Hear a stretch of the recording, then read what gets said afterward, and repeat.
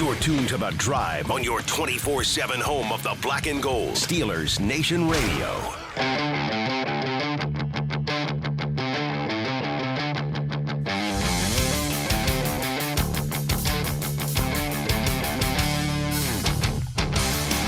Good afternoon, Steelers Nation. It's The Drive on the Steelers Audio Network. Wes Uhler and Matt Williamson with you here on the next 2 hours on a Mike Tomlin Tuesday.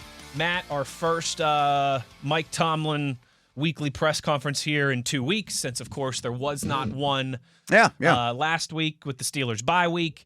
And I think a lot of pertinent information today, particularly on the injury front, particularly when you consider that they had a Monday practice in the books already. An odd Tuesday press conference. Press conference, but I think you can deduce a little bit more from the injury report when they've had that practice in the books and an extra kind of week to evaluate. Yeah. And so here is the latest from let's Mike go. Tomlin. Reminder, yesterday, Joey Porter Jr., Alex Highsmith both talked about how they were getting ready for Sunday, feeling good for Sunday. That's nothing official, obviously, but in their minds kind of gearing up and hopeful that they'll be available on Sunday. You know how that works. Mike Tomlin said that the arrow is pointed up for all of Joey Porter Jr., Alex Highsmith, and Jaylen Warren. Good. Very good news there. Sort of expected, but good. Yeah, I think especially for Porter and for Warren, we knew that they were game-time decisions in Dublin. Right. You have an extra bye week now, 2 weeks removed from that. We won't know until we know, but both of those guys practicing, both of those guys speaking positively, it sounds real promising. Sounds real promising for those two and for Alex Highsmith as well. Okay, great. I was asked on a different show, Mark Madden asked me, were you shocked that Highsmith was inserted right back with the ones? I'm not shocked. I am curious how that plays out, but that's an abundance of riches there. We'll talk about that throughout the week, I'm sure. We have not spoken about Austin or Ramsey.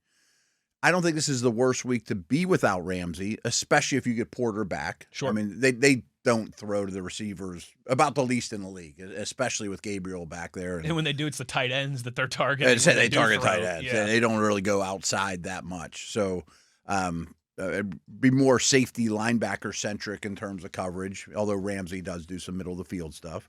And a lot of the stuff was with Flacco, who's not even there anymore. That's a couple minutes ago. Yeah, we'll talk about that today, yeah, too. I think that's interesting as could be.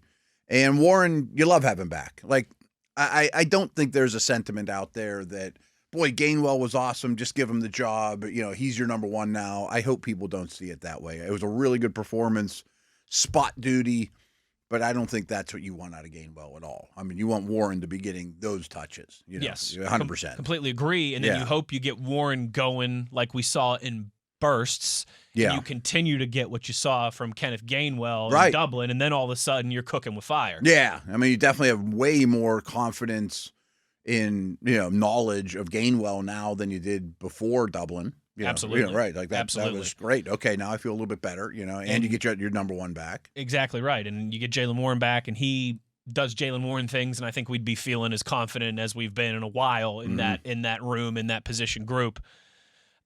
Doesn't sound as great. No surprise here for Jalen Ramsey with the hamstring and Calvin Austin with the shoulder.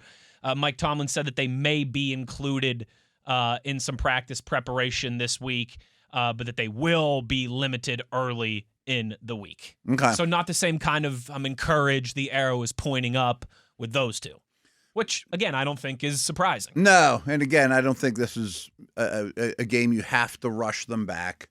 Particularly Ramsey with Porter coming back, although Ramsey does a lot of different things. My concern when we broke here yesterday was I wonder if either one of these guys is going to be an IR guy.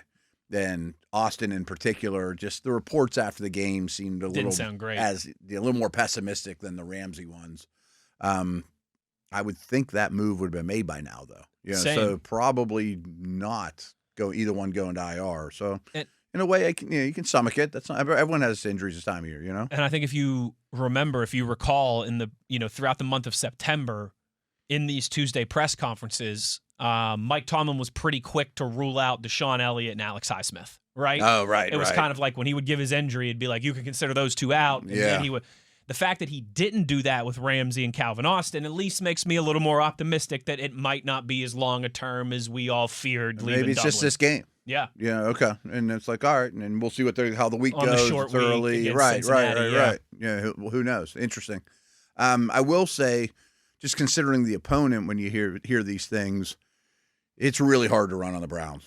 Really, really hard to run on the Browns. So Austin being out doesn't make me super happy. Yeah. That doesn't make me super happy because someone's going to have to step up. I mean, you can't just throw to tight ends and Metcalf only. No, absolutely. Right. And that is something we'll talk about. We got to talk plenty this week about what your snap, kind of count division, how you're going to divide those up between Watt, Herbig, and Highsmith. For sure. And even Sawyer in the conversation as well, too. And then obviously we'll talk plenty about what to do in the absence of Calvin Austin. Is it Scotty Miller plugging in? Is it Roman Wilson? What's that look like? We will get into all of that as we roll along this week. And maybe much like Gainwell, one of them really takes the ball and runs with it. You know what I mean? Which would be great. Yeah. Kind of makes an opportunity for you and surprises you, and 100%. Could we see some Roman Wilson, sink or swim type usage? That would be nice to know. We'll get into all that. That's something we'll ask our buddy Chris Halleck about here in just a few minutes. Before we do that, though, Matt, the kind of, news of the day that you just referenced, the Bengals traded for Joe Flacco. Yes, that Joe Flacco on his way throughout the state of Ohio, I guess from northeast Ohio to all through the division. West Ohio. He's got 3 of the 4 teams checked off now. He's trying to collect the... And he started his career at Pitt with me. Oh, that's right. You were the VHS tape believer in Joe Flacco. Joe Flacco and a 6th-round pick to Cincinnati for a 5th-round pick. Okay. So old Joe Flacco. He's reported to all 4 facilities. He sure has. Check that box. That's right. That's true. Yeah, if you include his time at Pitt, absolutely. that is hilarious. So I want to get into that in a different segment. I know we're going to talk to Chris here soon. Yes. I think we did a lot of stuff around the division, around the league. Obviously the Steelers on a bye, but it's probably worth a whole segment to go back to that. And there's some divisional stuff I saw today, which is kind of crazy too. We'll get into all of that as Ravens also made a signing too. Yes, today. They did. Yeah. Some moving and shaking in the division, both in the trade department and in the free agency department. We'll get into all of that as we roll along. Our buddy Chris Halleck from the South Side with all the latest on the Mike Tomlin press conference and some more of these injuries and the Steelers just getting back to things here after the bye week and getting ready for the Cleveland Browns. We'll talk to our buddy Chris when we return on the other side. Wes Uhler, Matt Williamson. It is The Drive on Steelers Nation Radio on the Steelers Audio Network.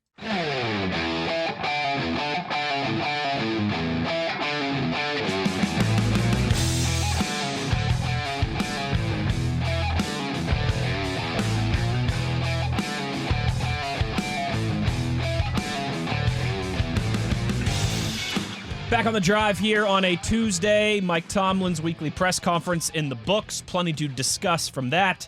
And, of course, as it relates to the Steelers getting ready for their first AFC North clash this weekend at home, Sunday, 1 p.m. at Acrisure against the now Joe Flacco-less Cleveland Browns. Joining us to discuss, it's our buddy from DK Pittsburgh Sports, Chris Halleck. Chris, thank you for taking the time as always, partner, and let's get right into it here. Plenty of injury updates today from Mike Tomlin. More optimistic as it relates to Joey Porter Jr., Jaylen Warren, and Alex Highsmith. Let's start with those 3. You expect all of those 3 or any of those 3? What do you I know it's still early in the week here, but predict for their status for Sunday? I really think Porter and Warren are pretty good. I mean, Porter himself even said, I'm good to go. I would put Porter at 95%. And then Warren maybe a little less. I mean, he was really close to playing, and they really kind of held him out at a caution in the Dublin game. He's had another week to rest. He was on the field for practice yesterday during their bonus day. So I would think Warren is a pretty near lock to play. Highsmith he's pretty optimistic, and I think there's plenty of reason for optimism for him to play. I don't think it's going to be full go, and I don't see the reason why you would need to with the way Nick Herbig is playing. There's no real need to rush when you're about to play 13 games straight without a break. Probably a pretty good just time to let him kind of ease his way back in while Nick Herbig is playing at such a high level. So I think all three guys stand a really good chance of playing on Sunday, though to varying degrees of how much each guy will participate. Chris, you mentioned the Monday bonus practice after the bye. How do they usually handle that? Is it a pretty intense, or is it a walkthrough tempo? Like, how do they handle that in general? It's definitely not walkthrough. Okay. Even Mike Tomlin today said they really focused on like conditioning and things like that. Makes sense. But they tend to do a number of things. I don't think it's one thing every single time they have a bonus day. Sometimes they will kind of get to work early on the schematics. Other times they will do like Tomlin said today. They'll do more things to really put the focus on keeping conditioning up and making sure that they're in football shape getting ready for a week, especially if it's a game like Sundays will be against Cleveland. It's AFC North. It's going to be physical. I want to make sure guys are ready, like physically prepared for the game. So they do a number of different things. Sometimes they do a little bit of everything. I definitely think that schematics definitely played a role into the practice, though they won't truly dive into that until Wednesday. So I'm curious, just along those lines, if sometimes they do a mini install, coaches have a week off, their gears start turning, we're going to throw this into the playbook. Maybe they come back and add a wrinkle, Oh, definitely. I think it's always a time to take advantage of the extra work, and it doesn't necessarily have to be for just preparation for that opponent. But, yeah, it could be something, hey, we like what we're doing out of this personnel. Let's add another wrinkle to that. Let's add another little element to that. How can we best utilize, for example, Steelers are third in the league in 12 personnel usage. Maybe there's another way they want to use tight ends. Maybe there's another way they want to run the ball out of that personnel, whatever it is. That's another time in which they can try to work on that kind of stuff. Chris, obviously heading into this weekend, it seems rather unlikely, not officially ruled out, but I think rather unlikely that we're going to see Calvin Austin at home against the Browns. What's that game plan kind of like this week? How do you go about trying to fill his role? Is it as simple as turning to the veteran Scotty Miller? Is it time to do some sink or swim type stuff with Roman Wilson and finally, give him a larger portion on his plate? How do you think they go about replacing Calvin Austin this week? Well, the first thing is Mike Tomlin didn't completely rule out Calvin. He did not, yes. So there is a chance, albeit it's probably very unlikely, but there is a chance that he could play Sunday. I wouldn't rush him back. Again, you're about to play 13 straight games. You don't want to lose a receiver. Yeah, you have the trade deadline coming up in a few weeks, in which you could possibly, find a team that's going to be selling, to grab a receiver, but you'd still rather have Calvin Austin than not have him, whether you add another receiver down the road or not. But in terms of this week, if Calvin can't go, they're going to lean on Scotty Miller and Roman Wilson. It's not just going to be one guy. And there are a number of ways you can fill that. Yes, you can utilize the tight ends a little bit more. You can run a little bit more 12 personnel. But there are also things that Calvin Austin does that the tight ends can't do, and mainly that's speed. And the good thing is both Scotty Miller and Roman Wilson are very good runners, and they can utilize their speed quite a bit to help either stretch the defense. The Browns run a lot of single high, so maybe they can try to take some more shots downfield, and having speed is a good part of that. That could also clear some space for DK Metcalf or even some of the other guys underneath, whether it be a running back or a tight end. They're going to have to utilize both Scotty Miller, and the good thing is Scotty Miller's a trusted veteran receiver. Aaron Rodgers has good things to say about him. Tom Brady had good things to say about him when Scotty was in Tampa Bay. And then Roman Wilson, I think at some point you got to rip the Band-Aid off and kind of cut him loose and let him go, see what happens. And you'd like for that to work out because this is a pretty pivotal game. I understand the Browns are 1-4, but this is an AFC North matchup. The Steelers have a grand opportunity to get an early stranglehold on the division, and you want to win the game no matter what, but you'd really love to be able to win the game and also to get Roman Wilson involved so you could really start to see what you have there. Yeah, I'm going to stick with this topic here because I do think Austin is a significant loss if he can't go, because you said a lot of single high. They're really, really hard to run on. I would think this could be a matchup where you do take shots, if you can max protect. But my question for you is, in two receiver sets, do you think they trust Roman Wilson to be an outside player?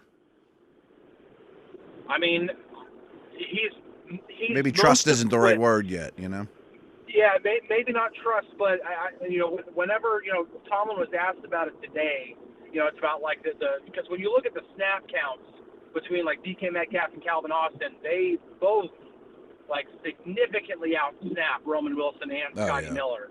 But the reason for that isn't necessarily because they don't trust Scotty or Roman.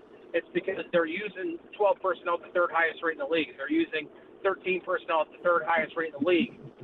They're using 11 personnel at the lowest rate in the league, which means they have only two receivers on the field the majority of the time, like 2/3 of the time. So you're not going to have a lot of snap counts for more than your top receivers. Now, when it comes to Roman Wilson, he's equipped to do a lot of things, even in 12 personnel. He's a good blocking receiver. Not as good as Ben Skoronix, but he's probably a better blocking receiver than Calvin Austin. But this is also a good chance for them to see what they have in him as a route runner, what kind of separation he can get, how he can be utilized in, I think, the play action. The one thing that he did really well in Michigan was being able to run those high crossers. And, those who pay attention to, Arthur Smith's background in offense, he likes to run those Shanahan play action concepts, and that involves a good amount of high crossers. Maybe Roman Wilson can be utilized that way. I don't know, but they've got, like I said, I think they got to rip the Band-Aid off at some point, and this is an opportunity for them to do it without forcing it, because, if Austin's down, they need to step up, and, this is a guy who's a third-round pick. He looks pretty good in the preseason. They've got to see what they have. This almost does have to be, as Wes kind of put it, kind of sink or swim with them. Couple more minutes here with Chris Halleck on The Drive on Steelers Nation Radio. Chris, I guess kind of similar conversation as it relates to offensive game plan for this Sunday against the Browns. I don't know if any of us had Darnell Washington pacing the Steelers' skill position players in terms of snaps on our bingo cards heading into Dublin, but that's the way it played out, and I think to pretty good success as well. Do you expect we'll see a heavy dose of Mount Washington, and with that corned beef package with Anderson as well too against this Browns defense? Chris, that was something I was going to ask too, so I just wanted to add one piece to it. But maybe they use it, I don't know what your thoughts on if they will use it or not, but I don't want to speak for you. But if they do you think it's more protection related against Garrett as opposed to mash your face, run the ball against one of the best run defenses in the league? Well, the way Mike Tomlin put it today was, you don't use 250-pound tight ends to block 4-3 defensive ends. Mm-hmm. That's the way he put it, and it makes a lot of sense. I think another way he put it was, there are weight classes in combat sports for a reason, and Darnell Washington is built big enough to be able to block some of those larger defensive ends that play in a 4-3 front. And so, Tomlin hasn't been, is the way he put it, he has been bashful about using those type of things against the 4-3. So it would not surprise me if going up against the Browns, especially when you consider the fact that they do have Myles Garrett and a really strong defensive front, that, you could see more of that. And you could see more of it against the Bengals, who also use a 4-3 front. So I don't think it's every single time they face a team that runs out of a 4-3 that you're going to see 19 snaps from Spencer Anderson as a eligible receiver, while Pat Freiermuth and Jonnu Smith play less than that. But I think when it's a game in which you're trying to, number one, run the football, and you're also trying to protect your quarterback, I think it's absolutely a way to be able to do that. I don't think that's going to be their entire offense, but I don't think that the game against Minnesota was some sort of one-off or some sort of misnomer. I really do think that it's going to be something that they use as one way to attack these defensive fronts, especially a front like Cleveland, who not only is filled with a lot of talent, but also they just load the box. They like to load the box. They want to stop the run. They're very good at stopping the run. So sometimes you got to put your bigger horses out there and, try to be the bully there, and you kind of need the bodies in order to do that. Chris, I got one more thing for you.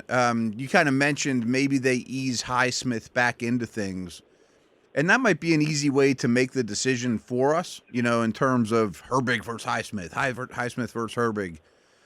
But do you see any way that maybe all three of the outside linebackers are on the field together? Or I just can't get over having Herbig on the bench. I mean, it's no knock on anybody else, but he just blows me away every time he's out there, and I think he needs to play a lot. I think they want him to play a lot too. Yeah. And yes, I do think there are going to be times in which you do see all three on the field. Good. But I think the biggest thing now, I don't think that that's going to be like 90% of the time. That's going to be what they do, because that means you're leaving Peyton Wilson on the sideline sometimes, and Peyton Wilson does some really. I mean, shoot, that they don't stop Jordan Addison on that blown coverage without Peyton Wilson running a ridiculous speed and chasing him down. Peyton Wilson brings value. You're not going to take Patrick Queen off the field because he's the green dot guy, and when he's healthy, he's on the field every single snap. This three outside linebacker thing's easier said than done, by the way. Absolutely. It's not as simple as it sounds. Now, that being said, I think there's more value in having these guys rotate with each other than trying to just stuff them all in the field at the same time all the time. Because what you really have to think about here is, number one, these are three really good football players. I mean, T.J. Watt's a Defensive Player of the Year, should have won multiple Defensive Player of the Year awards. Nick Herbig is blossoming into a phenomenal edge rusher, and Alex Highsmith is a very, very, very good edge rusher, and any team would love to have him as their complement to a star edge rusher. I mean, any team would have that. He would even be the best edge rusher on several teams in the league. So one way that you can utilize that is to keep them all fresh a little bit more and have one of those guys on the sideline. There will be times T.J. Watt is the guy who's on the sideline, because you don't want him going 90 to 95% of the snaps every single week. You need this guy fresh and healthy in December and January. Think about last year whenever he was playing banged up, and he was not as effective. He just wasn't, and some people are like, where did T.J. Watt go? Well, he's playing at less than 100%, and maybe he stands a much better chance of being closer to 100% if you have a Nick Herbig who can step onto the field in his stead, and you don't have that big of a drop-off in production. Or when Alex Highsmith can step onto the field, and you can, keep Nick Herbig fresh, because Herbig hasn't been the most healthy guy over his 3 NFL seasons either. So keeping these guys healthy is paramount above everything else. But rotation is a good way to do that. But I do think you will see every now and then, maybe it's 5 or 6 times a game, in which you see all three guys on the field on the third down situation or any kind of a blitz situation in which they just send the house. They're going to put all their big guns out there, and they're just going to be like, okay, we're going to go get the quarterback right now. Certainly a good problem to have, how to fit all those three into the defensive puzzle. Chris Halleck, great stuff from him. As always, make sure you're checking out all his work, DK Pittsburgh Sports. Chris, thank you for the time, buddy, and we'll talk to you soon. All right, thanks for having me, guys. I appreciate it. There he goes. Chris Halleck, great stuff. And yeah, that's just what I would like to see, Matt. A couple times a game. Make defenses. It's kind of one of those 5 or 6 snaps was exactly what I was going to say too. One of those like we talk about outliers a lot. Make offenses, prepare for something that's a little bit of an outlier that you're going to throw at them a couple times a game situation. Yep, and we can really talk about how you really would divvy out their snaps. But I do think he mentioned maybe Highsmith, you ease him in, coming off the injury. So this week it might be easier to build that puzzle than when they're all 100%, fighting for time. Alex, we only want you to play 20 snaps no matter what, right? Even if Herbig didn't exist, right. You know what I mean? Right. So could all fall into place on Sunday. And hopefully you have those three healthy and rested and good to go for the rest of the season as well, too, certainly. Matt, no Tuesday rewind today since we're coming off of a bye week. So I figured in lieu of that, a lot of moving and shaking across the AFC North, a trade between the Browns and the Bengals.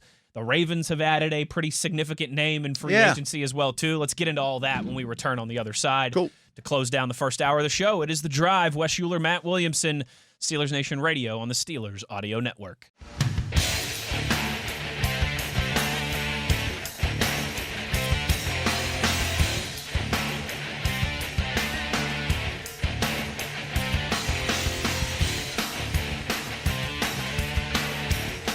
A busy Tuesday today across the AFC North. The Browns and the Bengals making a deal. The Ravens adding a prominent free agent. Matt, let's start with the trade between. Yeah, it's a weird one. It is a weird one. Again, Flacco and a 6th-round pick heading to Cincy. to Cincy, pardon me, to the Bengals, and a 5th-round pick going back to Cleveland in return. I think from the Browns' standpoint, it makes plenty of sense. You know, Yes. You've got your 2 young quarterbacks. Except I'd like an adult in the room. Yeah, You know totally. what I mean? It's a weird. I can't remember a time when the quarterback room was only 2 rookies. Yeah, that is. I when mean, you that could frame go it that fine. way, Right, it is right. bizarre. And Joe's well, we can talk about it later. But I mean, those are the 2 guys you want to play. Yeah, and so I get that. You get one obstruction out of the way. Shador becomes the number 2. Like I got a lot of people asking me when they announced Gabriel as the 1. Oh, is it a slap in the face that Sanders isn't a 2? And I'm like, no, because especially preparing for that London game, Gabriel, if you haven't been to an NFL practice during the season, you wouldn't think about it, but Gabriel needs every snap to prepare for Every that. rep. So your 2 has to be a guy that's at least done it. I mean, to ask Sanders to be the 2 is really unfair to him. You're giving him no work. Yeah, we're not going to give you any practice because we have to get the rookie ready, and if he gets hurt, we're going to throw you in against Flores, who you've never practiced against or prepared for, except for in the film room. That's not fair to him at all. That's a great point. So now you get the reps going to the right people. Gabriel first. He's still your rookie. He's only played 1 game. But I would like an adult in the room from a Cleveland standpoint. You know? And on the sideline, too. All that stuff. Just when Gabriel comes back after a drive, what'd you see? What were you looking at? What were the safeties doing? What are they trying to disguise there? I think every quarterback likes to have a veteran that they can lean on the sideline. Batch, Gradkowski, Leftwich. Ben would rave about Batch all the time, and that's future Hall of Famer pretty soon here, Ben Roethlisberger, and 2-time Super Bowl champion, not a rookie. A rookie in a second start. In his second start trying to figure it out on an offense in an organization that doesn't have a lot going in their direction. Yeah. That is interesting. I also find it funny from a Browns perspective that it wasn't long ago, just a little over a month. What's this team doing? They have 4 guys: Pickett, Flacco, right? The 2 rookies. You know, like it's hard to get reps for these guys. Now you're down to 2. You're not down to 3. You're what down happens to if one 2. gets injured? Now, right. all of a sudden? I mean, Then you got you're like Bailey Zappi, I like, think, wait a and second. right. All of a sudden, it's like we got none. Yeah. I don't know.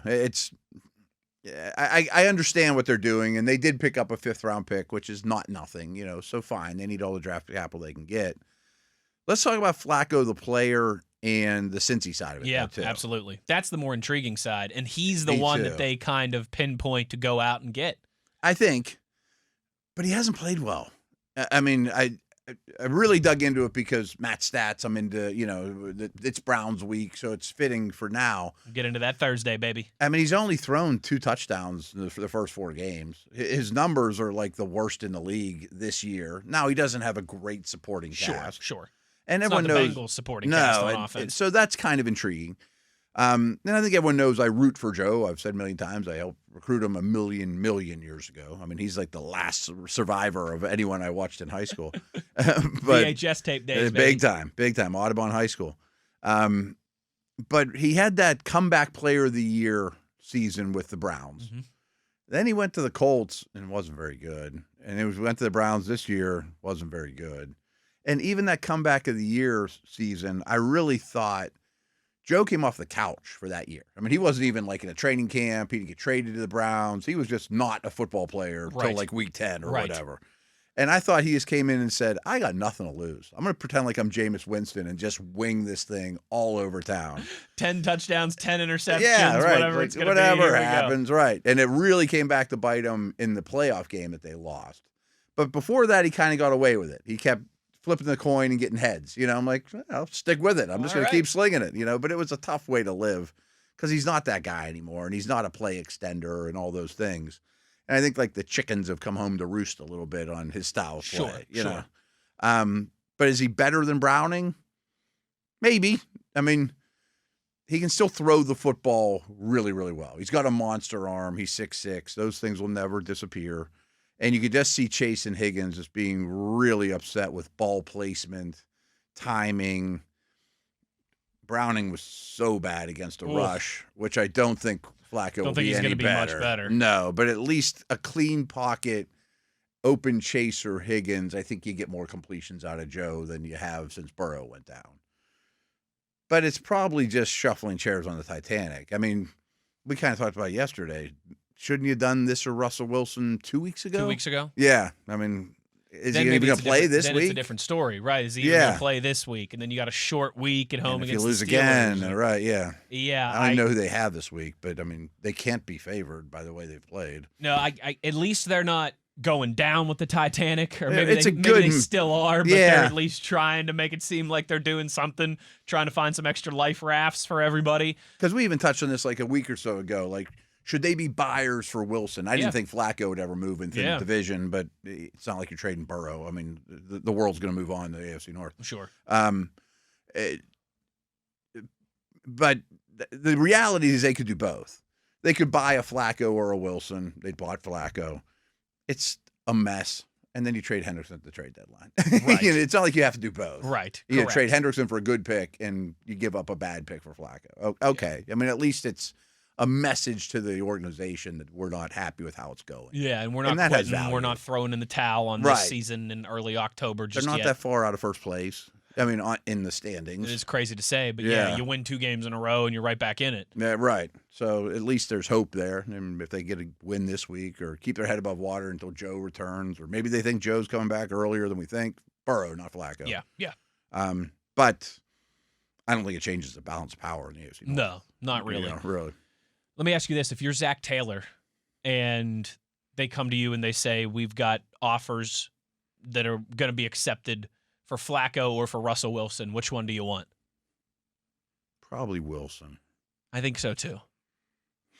Wilson really hinders how you call plays outside the numbers, the inability to see. At least he's a better athlete. He can move a little bit better than Flacco, certainly. And he can throw some noon balls to Jamar Chase, at least. And Higgins will go up and get it for you. Yeah. You're not a big tight end, middle of the field team. Not that Chase won't go to the middle of the field, but you're not. I think I'd prefer to have Wilson. I think so, too. Not easy decision, They're in the same no thought tier process. At this stage, but I think if I'm kind of splitting hairs, that's the direction I would go as well, too. Matt, not just the Bengals and the Ravens with some noteworthy roster movement here today. Also, the Baltimore Ravens have added Chauncey Gardner-Johnson to their practice squad. Of course, most recently with the Texans. Yeah. Had a lot of success with the Eagles over the last few years. He's a little bit of one of those kind of enigma lightning rods in the NFL. Yeah. He can definitely, I think, add some value, but he's jumped around from team to team and hasn't always been reported as the easiest guy to work with. Yeah, you're being kind. The greatest teammate in the world. I am being kind a little bit. But Baltimore, I think, can obviously use some help and certainly a bit of a shakeup right now. Yeah. What do you think for this decision for the Ravens? I mean, I guess in some ways it's kind of like Peppers being out there. Like, this is a guy that's had a good career. I haven't studied him. I don't know if he's shot or not. I tend to think he's probably not in the league because he doesn't play well with others. I mean, is the biggest thing. Not that he can't play anymore. And for them, they have so many defensive back injuries. Okay. I mean, they have nothing invested in the guy. Houston's still paying him. Pick him up for nothing. If he's a pain in the butt or can't play, cut him in 2 weeks. So it's a minimal investment with a decent payoff. Maybe it's not that he doesn't play hard. I mean, maybe no doubt. He plays like his head's on fire. Yeah, I say maybe his aggression, his edge, if you're going to use nice words, lights a spark under this group, and maybe you bring in a spark plug to the locker room to just make any kind of change. But I don't think he changed the bounce power either. In the AFC North. But I mean, he's an NFL player who's had a good career, and he's a little ahead of his time.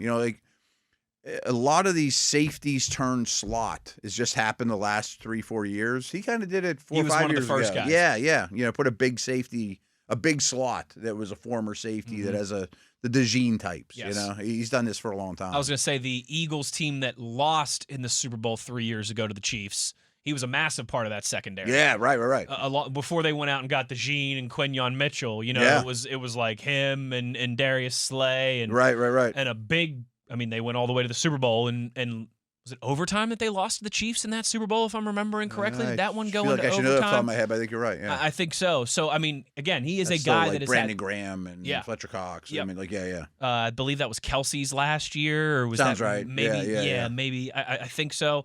Or maybe it was the I should year. know that timeline better. But I know everything. It all runs together. But yeah, he is certainly a guy that has had success in this league. But that's an interesting move. Maybe a little desperation there from the Ravens for both of them. They're a little bit desperate. They're both at that point, I think, in both parties. Yeah, and this brings me to my last topic about the division. That Lab sent out an email today that came directly from the league. I saw that. Yeah, okay. And it was pretty shocking, to be honest with you. So AFC North struggles. Yes, maybe you're looking at it. But the crux of it is all 4 AFC North teams have a negative point differential. Now, I think the Steelers are only -2. Just -2. And they're the best of the group. But that's still rare for an entire division to be negative. Now, there hasn't been a lot of AFC North games yet. AFC North versus AFC North games. As usual, they hold them till later in the year.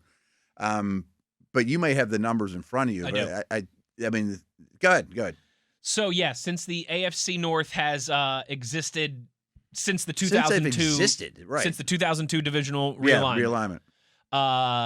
Yes, all teams have a negative point differential. And if you add them up, it's the worst it's ever been in the division history by 13 points. Yeah. 2002 was the worst year. And we're pretty early to get into negative point differentials, too. And like the really terrible teams usually by week 14, you just keep losing and losing, right, It's also the worst combined winning percentage in AFC North history. It's crazy. By a pretty significant margin. It's under 40%. 0.368. Yeah. The lowest in the past was 2016 when it was 0.414.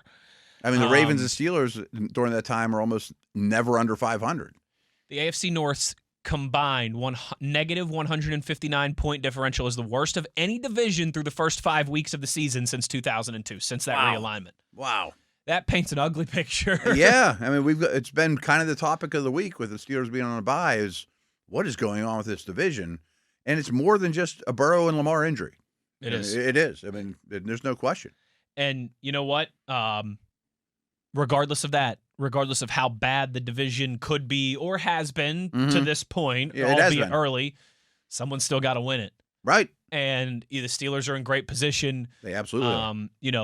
It's not going to, I still don't think this division is not going to have a 7 or 8 or 9 win winner like we've seen at times in the past. I would think you got to get to 10. Someone's got to at least get to 10, I think, to win this division. And, hey, the Steelers will take it. Good position to be in. As of now, certainly. And you know I what? don't know if there'll be 2 playoff teams out of this division. I don't think so. We talked about could there be 3 coming into this year. But a lot of people thought there would be. A lot of people, certainly, if the Bengals could just stabilize that defense, I think we could have all easily seen 3 playoff teams coming into this year. But that certainly does not appear to be the case at this point. Matt, before we close down the first hour of the show here, we do have a couple minutes left. I wanted to get your thoughts on that crazy, wild Monday Night Football game last night. Fun game. Chiefs jump out to a 14-0 lead early on. Jags claw back and kind of win it at the death with a last-minute Trevor Lawrence scrambling touchdown, 31-28. And hey, don't look now, but the Jags are 4-1. The Colts are 4-1. The Texans are showing signs of life. Maybe that AFC South ends up being the 3 playoff division. And we were joking on another podcast. Did the AFC South and North have a Freaky Friday incident here? All of a sudden, they have 3 good teams. Yeah. Didn't see that coming, especially the Colts. I thought the game was really interesting. And it kind of reminded me of May versus Allen the night before. Big time quarterback that lost to a team that's trending the right direction in their fan base. It should be happy after the last few years not going well for either one. Absolutely. Now I feel better about May being, an upper tier guy than Lawrence, but I thought it was a really good performance by Lawrence and the whole crew overall. And they certainly didn't die easily. I mean, they battled, and you love seeing that. And then that environment, that was really good for that team. But I want to bring this up to you too, because 1-score games. Chiefs had that unbelievable run. I think it was 17 games in a row or something bonkers where they won one-score games. It was 17-0 in one-score game, or 17 straight 17 one-score straight wins. Yeah. This year they're 0-3 now. Now, regression to the mean. I still believe that they're better at it than most teams, and the Steelers are better at it than most teams. But the biggest thing that happened in this game wasn't like Mahomes drilling Marquise Brown with the ball late in the game. That wasn't great either. But there was some attention to detail stuff that you need to win one-score games. And to me, the difference, like even if you look at time of possession, yards per play, and even just watching the game, I thought KC was the better team. They had 13 penalties for like 110 yards.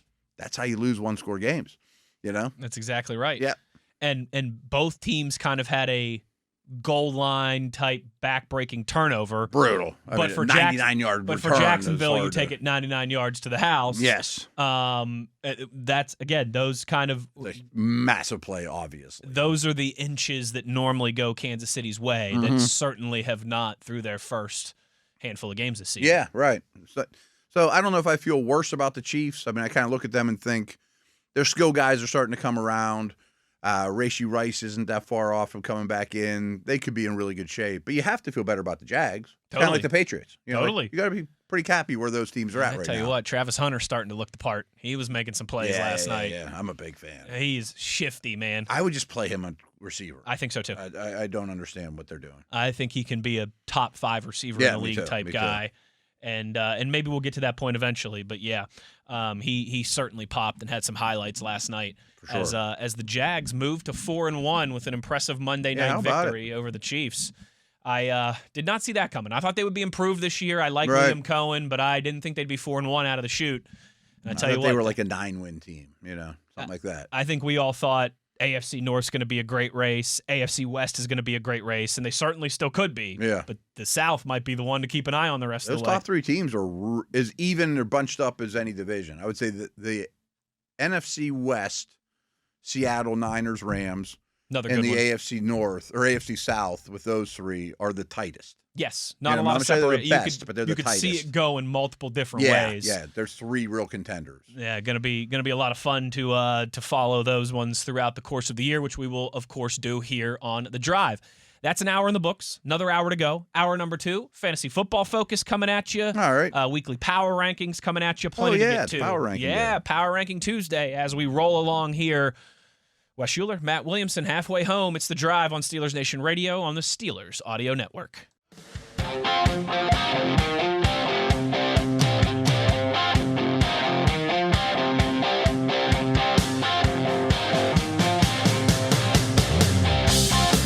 Good evening, Steeler Nation. How we doing? Well, that's good. Us too. It is hour number 2 of The Drive here on Steelers Nation Radio on the Steelers Audio Network. Wes Uhler and Matt Williamson with you here as we get into a little fantasy football focus to kick off hour number 2 on a Tuesday. Matt, I figured we would talk top waiver wire options today. It's a good Tuesday thing, yeah. It's a good Tuesday thing, I think, especially at this point. You're starting to, injuries are piling up. A lot of teams getting beat up pretty bad. Bye weeks are rolling in. So let's get into some of these, if that's all right with you. I'd tell you what, I'm eyeing up some names on this list because I've had Omarion Hampton get hurt for me. Trey Benson get hurt for me. I've had some running back attrition here. I was all excited about Benson for like a half. Connor gets hurt and like, he just got locked into a starter and like, oh no. Same here. I thought that was going to be a steal for me, and it ended up kind of. Now he's not going to be out super long, but still. Yes, but still not what you want in the kind of as we get towards the middle of the season here and really rolling into this thing. Let's start with Mason Taylor. I think decidedly the Jets' number 2 wide receiver. Matt, he's only owned in 13% of Yahoo fantasy leagues right now. How do you feel about Mason Taylor as an option? I'm a big fan. So, like in my main league, I used a really high pick on Kittle, which was brutal because I didn't even draft a second tight end. I'm like, I'm never going to start the second guy. Sure. Of all the guys that couldn't get hurt, he's the one that got hurt that it was really hard to overcome. So I've been like piecing tight end together ever since with like Chiga Wonkwo and dudes like that. And I feel smart because a week ago I picked up Mason Taylor with the thoughts of they could be in a high-scoring game. He's really emerging as the Jets' number 2. He doesn't have to be in a great offense, but I loved him coming out of school. I think he's a borderline tight end 1, and you could do a lot worse. Bowers is not himself right now. There's a lot of tight end attrition going on. So he should probably be in every league after last week. I mean, they threw him the ball like 9 or 10 times. That they did. Yeah. And it's like you said, I mean, almost by process of elimination, he's going to start getting like tight end 1 type targets. I would think. And still pretty widely available. That's right. rare at this standpoint. I think that's a real name for people to write down and highlight and take a peek if you need some tight end help. And I like them a lot, and they need to start. They don't have any wins. They got to start a youth movement here and realize that they're playing for tomorrow, How about Kenneth Gainwell? How are we feeling about Kenneth Gainwell to this point? Only owned in 36% of Yahoo fantasy leagues. And I'm sure that went up a bunch after a week ago. Yeah, absolutely. We know Jaylen Warren is heading back, but how are we feeling about Kenneth Gainwell as a fantasy option? I'm a fan, don't get me wrong, but I think he's a little bit of fool's gold. I mean, if you're not in Pittsburgh, that might be his top performance of the season that we saw in Dublin. Dublin. Like if this was a Seattle show, people might be like, ooh, he might be the number 1 there. I'm like, no, he's not going to be the number 1. I mean, he's probably a handcuff. So however you value a handcuff, great. And he'll get, I don't even think he's flex worthy, the day if Warren's back for this week. Like, I don't think you can really start him in any capacity because I bet he touches the ball 5 times in this game. Yeah, it's not going to be the 25 touches that he had in Dublin. No. Certainly, as long as Jaylen Warren is healthy and ready to go. And if you're a Warren owner and you believe in handcuffs, well, grab Gainwell. How are we feeling about Michael Carter? He's been an interesting name for me because we know Connor's out, Benson's out. DeMarcado did not cover himself in glory and seems to be in the doghouse already in Arizona. Oh, gotta be. Is it Michael Carter just by default at this point? I mean, this is kind of like the same conversation we have with like the Chargers. Is it almost doesn't matter, especially this time of year at the running back position, if the player is even good. If you know that they're going to be the workhorse because of attrition, you have to put in a waiver claim it's just a numbers game. Yeah, and unless you're loaded at running back, which few are, I look at running back very much as a week-to-week proposition. Just give me someone to get me through these 2 weeks, fine. And even if I don't have Benson, if you rent Carter for 2 weeks and use him as a flex or a number 2, he's at least going to touch the ball a lot and not kill you. Yeah, hopefully not give you goose eggs or 1 or 2 points. He can maybe at least get you something. Especially if you need to find a starter of some sort. I mean, I wouldn't pick him up, use a ton of fab or whatever to put him at the bottom of your bench for 2 weeks. Right. Unless you're going to work a trade or, you're blocking somebody. But certainly a viable option if you need help. Only owned in 34% of Yahoo I guess how I should open it was he's clearly the one now in Arizona. That's all you need to know. And very rarely value can you get a running back who is clearly the one. Clearly the one on the waiver wire. Like in the Charger situation, it's not as clear. It's either going to be Haskins or Vidal. Yes. And I'm betting on Vidal. I just think he's a more well-rounded player. Okay. But who knows? And that's a team too. Like, could they trade for someone to this any minute? Possibly. Maybe. Both these teams could. I mean, you can always find a running back somewhere. So be aware if they add anybody. How are we feeling about Theo Johnson? I like him. Since Malik Neighbors went down, he is tied for the Giants' target share, team leading 21.6%. Some life in that offense now with Jackson Dart, and he is only owned in 11% of Yahoo fantasy leagues right now. Similar conversation to Mason Taylor, the New York young tight end that I like the player a lot.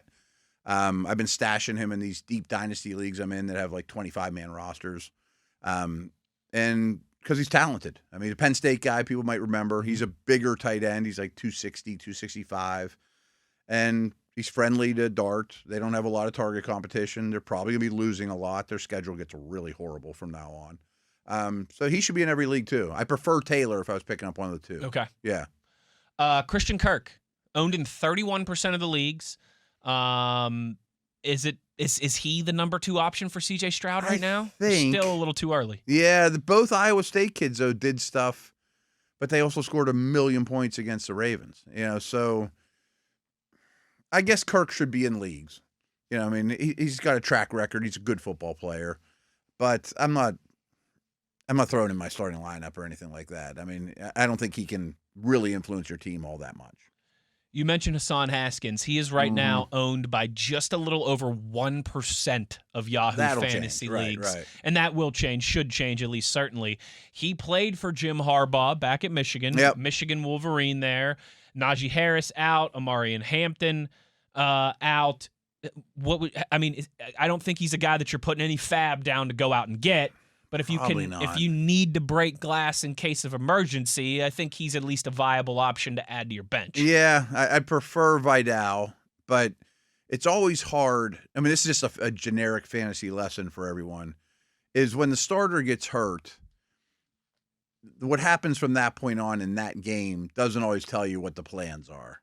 You know what I mean? Because sometimes a running back's only active, like the Benny Snell is the one I was talking about. He's only active because he's great on teams, so you got to use him. Like kind of what we saw with Scotty Miller in Dublin. Just because he got the 10 snaps for Calvin Austin doesn't mean it's going to be the same scenario at home against the Browns on Sunday. 1,000%. Especially when you're talking about like third running backs that have to play special teams that might only have a helmet because they're good on teams. So I think Haskins is more of a special teamer than Vidal. So that's why I lean towards Vidal being the better runner. And just on tape, I think he is. But it's probably a yucky committee because either one's really good. And they have a high pass percentage, too, but they can't protect, and their line's a mess. And, you got to be pretty desperate for that crew. But I understand it. How about Kendre Miller? He's starting to get some early down spin over Alvin Kamara, owned in just 32% of Yahoo Fantasy leagues right now. I would not let him sit out. I'm not saying he's going to, again, change the balance power or win your league. But I could see Kamara being a trade candidate. I mean, I could see him ending up in Kansas City or something like that. I mean, their season's close to shot. Kamara's now just kind of a receiving back. Miller's good. I think he's flashed quite a bit, and I don't think their offense is terrible. I think he's usable right away. A couple more that I want to run by you here, Matt. How about Josh Downs from Indy? He's owned in just under 50% of leagues. Had 8 targets for a 25% target share for the Colts offense last week. He makes me crazy. Good way or bad way? Both. Like, I wish he was a Steeler. Okay. Because I think he's one of the most underrated football players in the league. And the Colts just don't quite agree with me because he's never out there in 2 receiver sets. And that kills you for fantasy. His usage this past week was better than it's been, but they were also winning by 1 million, and Adonai Mitchell was in the doghouse, and they just have so many targets. Warren's getting featured. Pittman never leaves the field, nor should he. He's really good. Both of those guys are very good. Yeah, Pearson, Mitchell are the number 2s running long routes, and Downs is just kind of the slot, but he's capable of so much more. Like, in all my dynasty leagues and fantasy leagues, I own this guy everywhere because when he's out there, he produces like crazy. And if he was a Steeler, he'd go right past Austin to be my number 2, and I'd play him every snap. And he's really, really good at the game. But that's just not how they use him, which is real frustrating. Certainly from a fantasy football standpoint. Right. But he's got the upside to really produce. Yes. And, he's not just a slot. He can line up outside, and they just don't use him in 2 receiver sets. Yep, and they've got options. And maybe there they in will. that offense, and maybe they will. Right. I mean, this last trade week candidate was type guy for you. If you're Indy, you're trying to hold on to him because we want the depth and the options. I think they'd rather move like Pierce or Mitchell, who they're down on for doing dumb stuff, and those 2 are kind of redundant. And plus, the Colts are winning. I thought the Steelers might be able to pry a receiver away from them. Sure, but if they were 1-4 instead of 4-1. Yeah, now I don't think that makes any sense for them. Last one to run past you, quarterback, J.J. McCarthy, owned in 32% of leagues. I assume he'll be inserted right back as expected to start practicing, here, and will presumably start against the Eagles if cleared. Mm-hmm. If you're quarterback desperate, he's owned in 32% of Yahoo leagues right now. Yeah. A lot of questions about him, but certainly a lot of talented eligibles on that offense for him to throw to. That's the thing is whoever the starter is there. It's going to get you some points. Is going to throw to Jefferson and Hawkinson and Addison and get schemed up. And McCarthy's a very underrated runner. I mean, I think he can get you 20 or 30 rushing yards a game. He just looks so overwhelmed early in the season. Yeah. And probably has a short leash, which doesn't matter. If you're picking him up off the waiver wire and he gets benched on you, well, you just cut him. You'd have to go pretty deep down the quarterback list, though, for me to be starting McCarthy. Oh, absolutely. I mean, it's probably Maybe super flex. some of these 2 QB leagues or then something jump like that. all over him if he's out. Yeah. There. Right. Yeah. But that's an interesting one to me Yeah. because, again, I'm not incredibly high on him, but in that offense, they're going to move the ball a little bit. They're going to score some points. Yeah. And they're going to throw to Addison and Jefferson and Hawkinson, like you said. There's been a lot of instances where a young quarterback, Bryce Young, gets sat down for whatever reason, injury or whatever, comes back. Okay, now I get it. Clear your head a little bit, and it's good for you. I mean, I had him ranked reasonably high, like in preseason fantasy. He was like my quarterback 18. I mean, not like top 12 or anything. Sure. Because he moves and he's in a good system. Exactly right. Yeah. And, that's a good point, too. He can move, he can scoot, he can give you some value. That raises the floor a lot. With his legs, which is big for a fantasy football quarterback, certainly. There's our fantasy football focus for this Tuesday. When we come back on the other side, we will dive into weekly power rankings. Where the Steelers, or what's the top of the league look like now that some of these teams, the Eagles and the Bills, have taken losses. We'll get into all of that when we return. Wes Uhler, Matt Williamson. It's The Drive on Steelers Nation Radio on the Steelers Audio Network.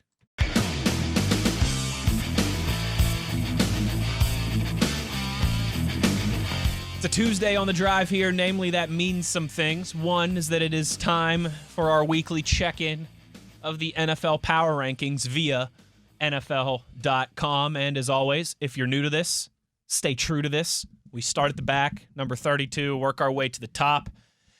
And at the back of the bus here, at the back of the list, Matthew, the lone NFL team still looking for their first win. It is the New York Jets, Jets. I get it. They're the only team that hasn't won. Fine. And frankly, they're extremely disappointing, especially the defense. I don't think Fields is the answer. And after week 1 against the Steelers, I kind of had high hopes that this would be at least a successful year for them. All those things are bad. I still think they're better than, like, the Titans. And the Raiders? And the Raiders. I mean, there's some miserable teams. Like, I think they beat the Bengals right now straight up. Maybe the Ravens, too. I'm not sure where. Yeah. I mean, the Ravens are going to be a hard one to rank. Without I don't know Lamar. how healthy. But, I mean, if it's the team we saw last week, I think the Jets beat that team. I mean, Tennessee was a distant last a week ago and really got some gifts to get their first win. I don't know if that gets you out of the cellar for me. Good news for the Jets, though. All you have to do is go across the pond to London and play the Broncos this weekend. Things getting easier. Yeah, certainly. Ooh. Yeah, that's rough. And I think it's going to be a long year. It's going to be a long year for the Jets. I still think they're the worst. If we were doing Jets Nation radio, we would really be going around campus and talking about those college quarterbacks. Big time. That's something, remind me, when we get to the post-Bengals week, when we'll have that kind of longer week there without a game to react to. Yeah. We'll need to do some go around the league and who's going to be hunting for quarterbacks. I actually did one of those yesterday. Did you? And the numbers keep growing and growing. It's bad news for Steelers. Just off the top of my head, it's more right now than I thought it would be in July. Yeah, for sure. I mean, it's I didn't think 8 or 9. I didn't think the Jets would be on that list. They are. I didn't think the Raiders would be on that list. They are. Yep. I mean, it's a pretty long list right now. And speaking of the Raiders, they're at number 31. I'm fine with that. Gino's struggling. 9 interceptions already. They're getting punts blocked. He's forcing things and making bad decisions. Their offensive line is horrendous. It's horrendous. Brock Bowers shouldn't be out there. He's banged up. Mayer was hurt this past week, too. Everything that can go wrong for them has gone wrong. It has. And the back seven's just not talented. I mean, they're absolutely amongst the worst. They might be the team right now that if you put all these kind of bottom 5 teams, bottom 6 teams into a toilet bowl and they played for the worst team in the league, the Raiders might be my pick to be the worst and not win any of those games. It's just they are struggling right now. It wouldn't be the Jets for me. I don't think it would be for me either. I don't know if it would be the team that's ranked 30th, the Miami Dolphins. Oh, I think that's harsh. I think that's a little harsh. I know they're 1-4 and things have been ugly and they, I mean, they played a very bad Panthers team pretty even up. Yes. But they move the football. That's the thing. Their offense can still move it a little bit. It's not completely putrid on both sides of the ball. They beat the Titans right now. I think they beat the Bengals and Ravens right now. And I would have them absolutely ahead of the Raiders. Yeah, absolutely ahead of the Raiders. Jets would be a question mark. I guess we'll see that before too much longer. But Miami checks in at number 30. At number 21, this one's a little surprising to me. It's the Browns at 29, down 4 spots after that loss to the Vikings. I understand, but they played them really tough. I think their defense is good enough that They might be the best in the league. that they should be at least closer to the mid-20s. I'm not saying they should be that much higher, but maybe closer to 25 than 30. I mean, I said this yesterday, and I still believe it. The Flacco trade and picking up Gardner Johnson doesn't change my mind that they should be second in this division. Yeah. I mean, I think they're better than the Ravens and Bengals right now. Just because their defense. Right. I'm not giving Burrow or Lamar or any of those guys any credit. They're not playing right now. Anyone's going to struggle to score more than 21 points a game on those guys right now. Steelers could lose that game. I mean, and it wouldn't be an embarrassment. I mean, they're not bad, you know. Number 28, also at 4-1, it's the New York Giants. Yeah. I mean, you just lost to the Saints. Yeah, and you blew an 11-point lead in that game, too. That's about right. I would have Cleveland ahead of them. I'd have Miami ahead of them. I think so. But there's some things to get encouraged about. You really wish you had neighbors growing up with the quarterback. But, certainly. You know. Certainly.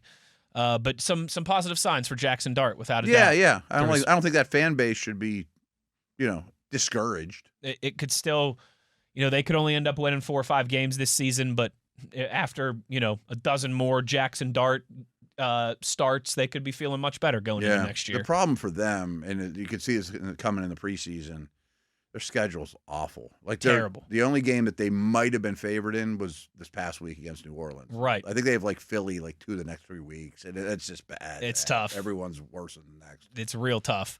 27. I can't believe they're this high, and I know it's only 27, but the Cincinnati Bengals are at 27. We've talked them to death already this week. Yeah. I think they stink. They would be 30 or 31 or 32 for me. They'd lose to Miami right now. Yes. I'm not sure they beat the Jets. Bengals, Raiders, who you got? Raiders one I'd put behind them. Maybe that's it. Maybe that's it. It's not great right now in Cincinnati, that's for No. sure. Up 6 spots, their highest rank of the season after their first win of the season in a crazy comeback in Arizona. It's the 1-4 Tennessee Titans at 26. Way too kind. Way too kind. Wait, I mean, the Cardinals gift wrapped that thing They for you. fumbled all over themselves, and threw up all over themselves. And Yeah, and they don't win that game. And no. That's way too kind for Tennessee. you ready for this one this weekend in Las Vegas? Wow, major draft implications. Raiders host the Titans.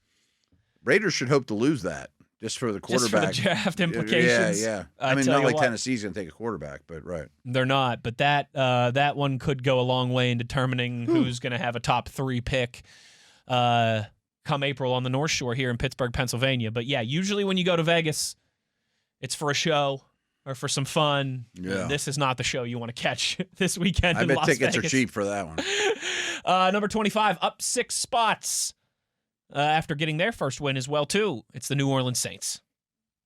Okay. I'm not sure I'm ready to put them over Miami.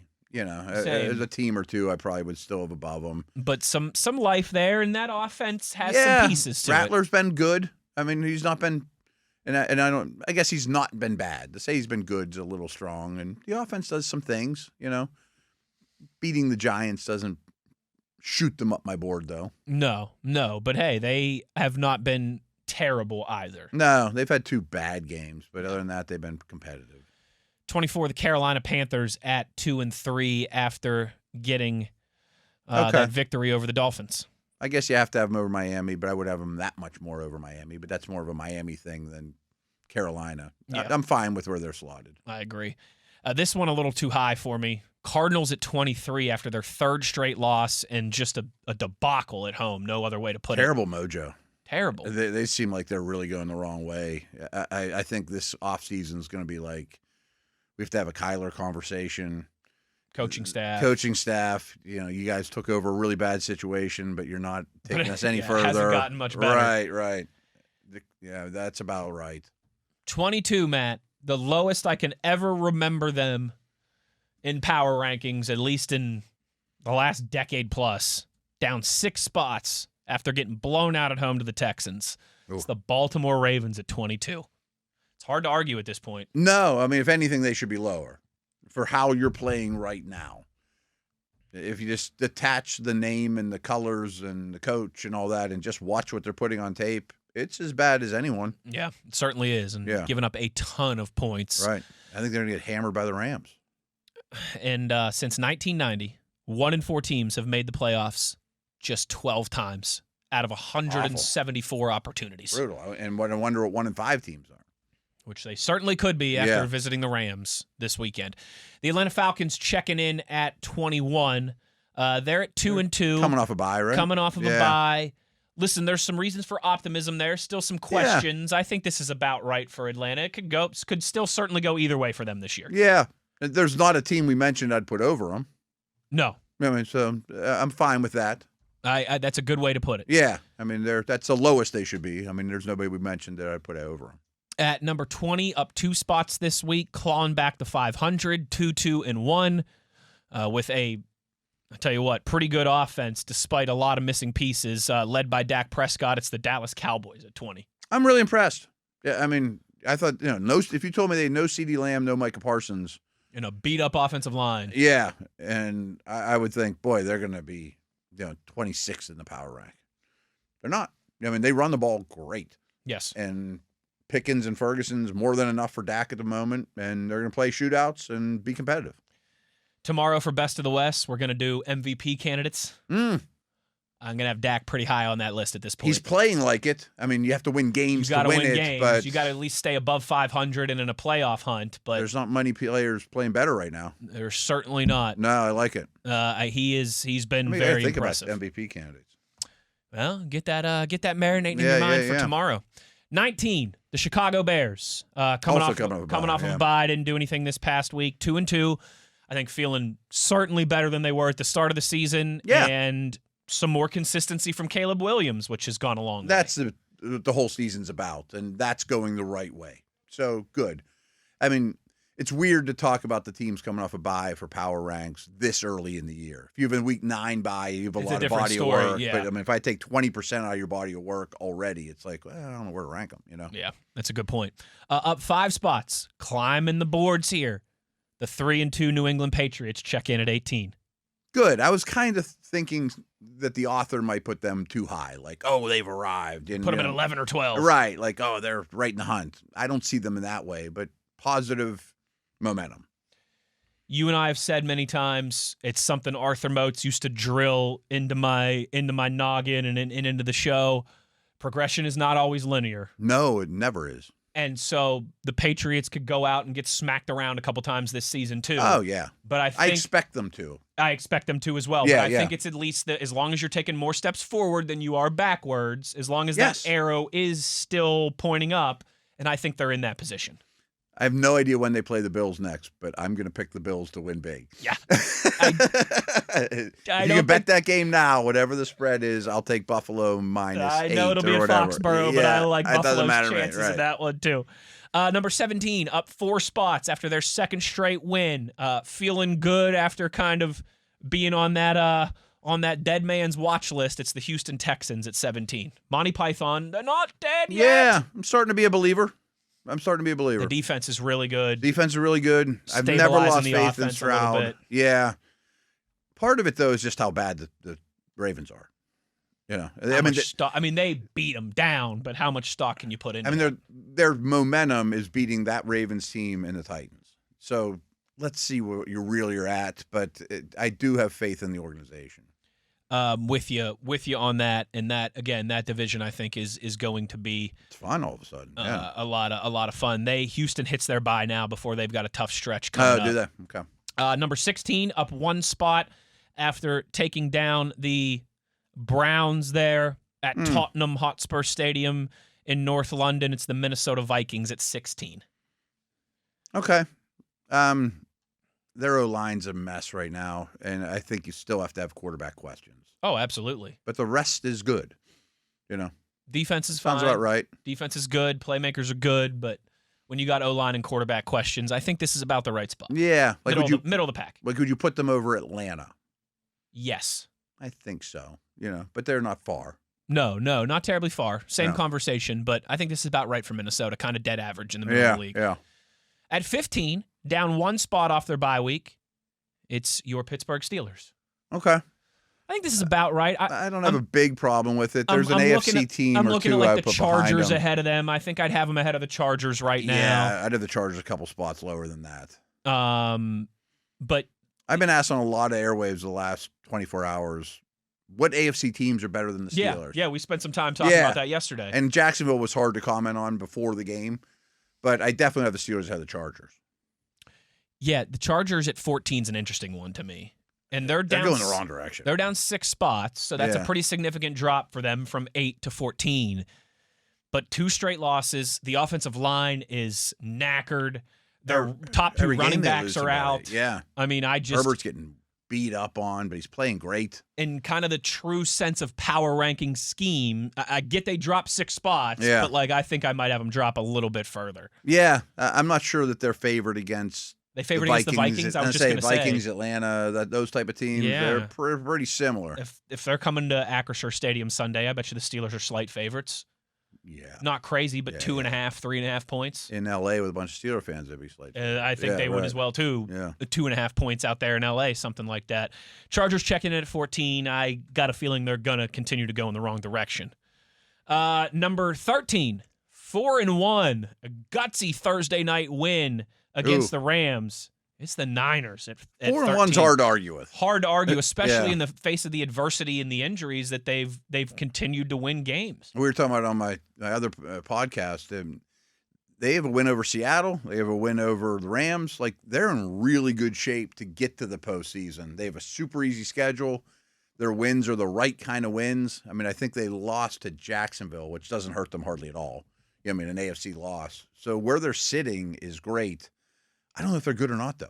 I don't either. You know, I mean, at least you got like Ayuk and Kittle and Purdy on the horizon. I was going to say there's some benefit of the doubt there for a team that has been mostly good for the last 5-6 years. No question. I know their head coach can get you wins. Yeah, absolutely. Number 12, 2-3, tough loss Monday night, last night. It's the Chiefs at number 12.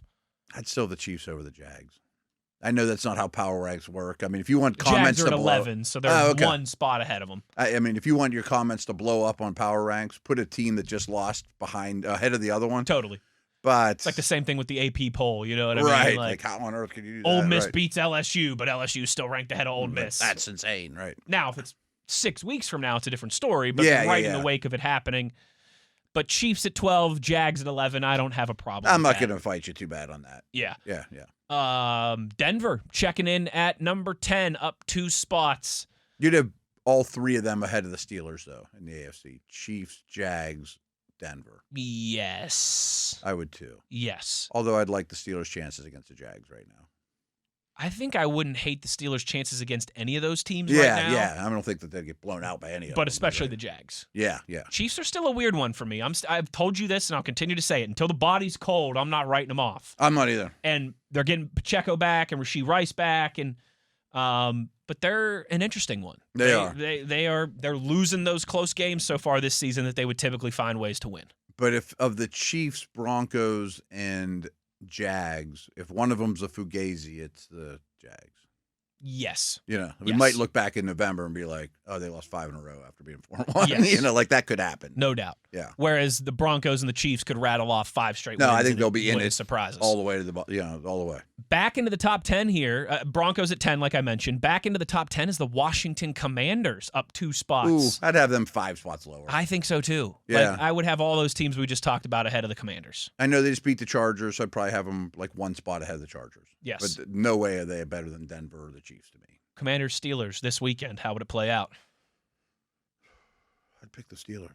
I think I would too. Yeah. Slightly. Yeah. But I think I would. It's probably home team's favored by 2.5 or something like that. It would depend on where the game was. It would certainly play a role in it. Number 8, up 2 spots, continuing to impress, not going away, the Indianapolis Colts. I'm fine with that. Their loss was even good. I mean, they've had, It's true. I mean, they really haven't done anything wrong. Yeah, and you know what? The schedule kind of shakes out nicely for them. They could easily be 6-2, 7-1 when they head here to Pittsburgh in Week 9, which could be a big kind of circle the calendar game that I don't think any of us had circled going into this season. Yeah, I don't think they're a fugazi. I don't either. Yeah, I do not. Down 3 spots after that tough loss to the Niners It's the 3-2 LA Rams checking in at number 7. I just have such extreme faith in Stafford and McVay. I do too. You give them Puka, and great weapons, solid defensive front. Yeah. I think this is about where they'll be for the course of the season. I bet they're 10 at the lowest if they have a bad 2-week stretch, and could be as high as 5 or 4 at some point. They're not going anywhere. 6-6, another one of those, or at 6, pardon me. Another one of those tough to evaluate off the bye week teams. The Packers staying put at 6 at their 2-1-1 record to this point. Last 2 games haven't been great, but bye week, I think they'll get back to doing Packers type things. And Micah Parsons should be fully unleashed now. They're playing the Bengals. Godspeed to Browning or to Flacco. All right. Whichever one it is. No, I think they'd blow them out. Number 5, despite losing a close one at home to the Bucs, it's the Seattle Seahawks staying put at number 5. I definitely wouldn't ding them. Are they better than the Rams? They better than the Packers? Yeah, we could fight about that. Can fight about that, but Packers coming off a bye week, Rams coming off a loss. 5 might be a little too rich for Seattle in my book, but I definitely think they belong in the top 10. Yeah, I'm not sure only 4 teams on the planet are better than them, but they're really good. I think they definitely belong in the top 10. And I think they're a playoff team and could see the Bucs again, Certainly could. And speaking of the Bucs, they're at number 4, up 3 spots. Fair. 4-1. We're going to talk about Baker Mayfield in that MVP conversation tomorrow. I mean, Ibuka would be Offensive Rookie of the Year right now. Offensive Rookie of the Year. I mean, they have a lot going for them, despite overcoming some injuries at the same time. I'd say they've had some injuries, and Mike Evans should be back. I mean, you throw him in that mix. Bucky Irving. Yeah, I forgot about him, too. I mean, Wirfs was out for a while. I was going to say Wirfs was back, but he's been out for a while. That's a hard one to overcome, too. No doubt. The Bucs are in a good spot and look like one of the better teams in the NFC for sure. Yeah. Number 3, down 1 spot after that loss at home to Drake May and the Patriots. It's Buffalo checking in at number 3. I'm fine with that. I'm fine with that. They made more mistakes than they usually do in that game, and they're not perfect. They got weaknesses, but they've also got Josh Allen. Right. They'll be in the hunt every step of the way. Number 2, also dropping their first game of the season. The Eagles fall to the Broncos. They fall down 1 spot to number 2 in the power rankings. We haven't talked much about it, but there's weird stuff going on with A.J. Brown. Yeah, there is. They're not utilizing him the same way. They're not scheming things up. He doesn't look quite as good. The stuff coming out of his mouth and whatnot is not great. Looks like he's taking a lot of routes off. There's more to there's smoke. I think there's flames to that smoke that they need to deal with. There is. And that's always an intriguing situation to me because A.J. Brown is the godfather to Jalen Hurts' child. Really? Okay. Or maybe it's the other way around. Jalen they're Hurts super tight. is the godfather. Yes, but they're like great friends. One of them is the godfather to the other one's child. Okay, yeah. But their relationship over the past year has on the field seemed a little fractured. Right. But everyone was saying the same thing this time last year, and they figured it out. And he was happy, and they were happy, and they went on to win the Super Bowl. But, man, this time around seems a little more smoky, a little more fiery. And it's easy to see Brown's side of things. Throw me the ball, I'm a stud. But you watch him on tape, he might be declining. I hope not. He's one of my favorite guys to root for. But Smith might be the better player right this second. Interesting one to keep an eye on in Philly. Yeah, there's stuff going on there. That's all I'm saying. And then at number 1, up 2 spots after the Eagles and the Bills lost, it is the Detroit Lions. They're rolling. I guess I can't fight them at They've 1. won 4 in a row. Right. Some they're big pretty wins. Convincingly beating those teams, too. Yeah, they're not just squeaking by over the Bengals and teams like that. I mean, they're blowing people out. I think the top 4 is correct. Detroit, Philly, Buffalo, Tampa. You could give them to me in any order, and I wouldn't argue right now. Yeah, I don't know that I could put Tampa 1. Yeah, I guess that's fair. But boy, Baker's playing well, But if he's playing as well as he is, man, I tell you what, like you said, too, he's still got that walk-on mentality. He just... Doesn't matter that he won the Heisman. Doesn't matter that he was the first overall pick. He's still every game takes that field like he's got to prove it to the world. My son texted me a bunch yesterday. He's like, I think Baker's my favorite quarterback in the league now. Just so easy to root for, that mentality. If you're 18, 19-year-old, I mean, how could you not love rooting for that guy? And kind of sticking it to the Browns at the same time. 1,000%, right, yeah. I've told you before, if it wasn't for Baker Mayfield for 3 straight years ripping out my Mountaineer heart and stamping on it, I think I would like that guy a lot too right now. But I just can't do it. Too many heartbreaking losses for my alma mater at the hands of Baker Mayfield and the Oklahoma Sooners. But there is your power rankings for, what are we here? Heading into week 6 now already, out of week 5 into week 6, and plenty of moving and shaking here on this Tuesday. We'll wrap up the show with a couple tweets when we return on the other side. Wes Uhler, Matt Williamson. It's The Drive on Steelers Nation Radio on the Steelers Audio Network.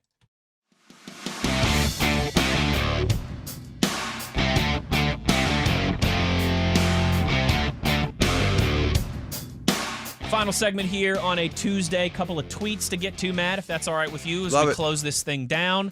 And here's a good one from Brad. You kind of called this.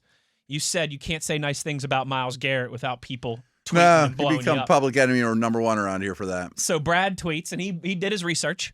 And like nothing, no vitriol here, just I think a good question. Brad tweets, you guys in your reference to Myles Garrett playing better than ever before. Right now, he is averaging 0.8 per game, 0.8 sacks, 1.6 TFLs, and 2.6 quarterback hurries.